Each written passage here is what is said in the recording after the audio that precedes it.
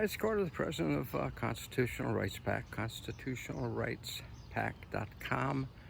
Go there, sign up for the free morning newsletter. And when you do, you also get absolutely free of charge my daily personal email, which really gives you the insights as to the inside scoop on what's happening in Washington and the political realms throughout the country and worldwide. As a matter of fact, it's worldwide I'm going to talk about right now because there is a push on, it's almost unbelievable, but it's true, a push on to have Israel surrender to Hamas. I mean, this is an open push. The New York Times, which is nothing more than a house organ for the CIA, believe it, has published an article calling for a Hamas victory. Hamas victory. That means they coordinated with the Biden regime. Please make no mistake about that. They write nothing that is not coordinated with the regime. So what does that mean? What does that mean? Well, in the long run, it means the end of Israel. Let me explain why.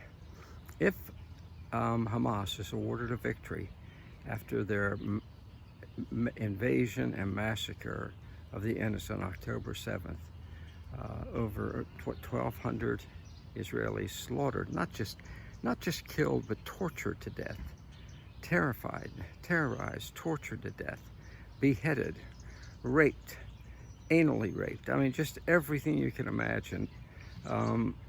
Children put in ovens. It's just as vile an act as any barbarians in history.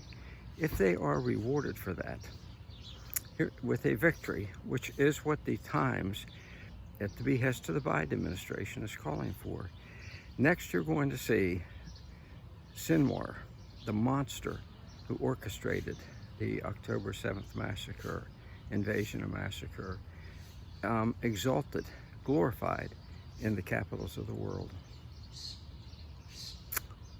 Write it down, mark my words, as a man who really did what he had to do to bring peace to the Mideast through a two-state solution. The two-state solution being arm the Palestinians to the teeth so that they have their own state in the West Bank and Gaza and then can finish off Israel. And as is their goal in every one of their charters, have a single state where Israel used to be. That's their goal. There's no doubt about that. And that's what is being pushed for now. And I have to tell you something. Part of the blame for this goes to someone I'm very, very fond of, and that's Bibi Netanyahu. The dallying, the delay, the failure to move on to a decisive victory, cave in Rafah. I don't care if you have to level it and scorch the earth. Finish off Hamas. Instead, Bibi does what I read his autobiography. Bibi is doing what he has so often done, and that's played politics.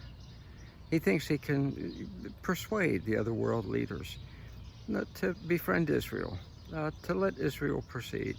And so he goes and talks to them, and pulls back his army. Don't let's not do anything really drastic here. Well, he is talking to his fellow world leaders about how important it is for Israel to win this, blah, blah, blah. Forget the other world leaders. They hate you. They want to see you dead, okay? When somebody wants to see you dead, you don't go talk to them to negotiate how quickly or slowly you ought to be killed off, okay? It's what Bibi has done. You know, when I was a kid, let me give you an example. When I was a kid, I had a friend who was a tough guy. I was raised with street kids in Baltimore. And one day, some guy from Dundalk, I was from Hamden, challenged him to a fight on the soccer field after work. So I said, okay, I'll go with you. You know, me and a couple guys go with you. Take him out, finish him up. So they had to fight, and the guy was bigger, and he beat the heck out of my friend.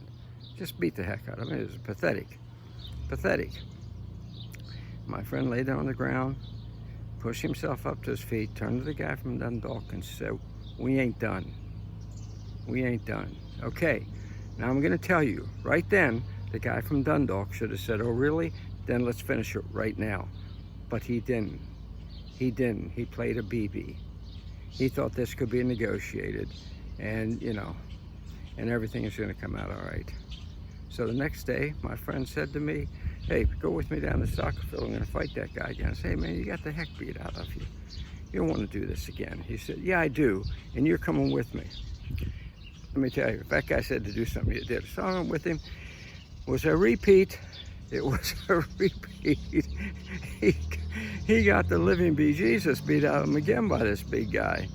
And it was pathetic to watch. I helped him to his feet. I said, "Come on, Ronnie, let's go, man. This thing's over." He turned to the guy, shook his finger at him and said, "This is not done. We're not done. We'll be here tomorrow."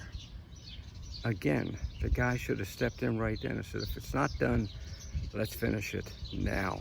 Now." You don't carry a dangerous opponent. This is what Bibi has not learned. You don't carry a dangerous opponent. So the next day, my friend says, "Come on, we're going to the soccer field." Yeah, so for God's sake, man, let it go. Please, let it go. You're going to get killed. He said, "I don't think so." So we're walking down there. I said, "How come you don't think so? It's happened 2 days in a row." He said, "Because of this." And he turned and showed me he had a Coke bottle stuffed down the back of his pants. Okay? He beat that guy so bad, the guy was almost unconscious. Okay?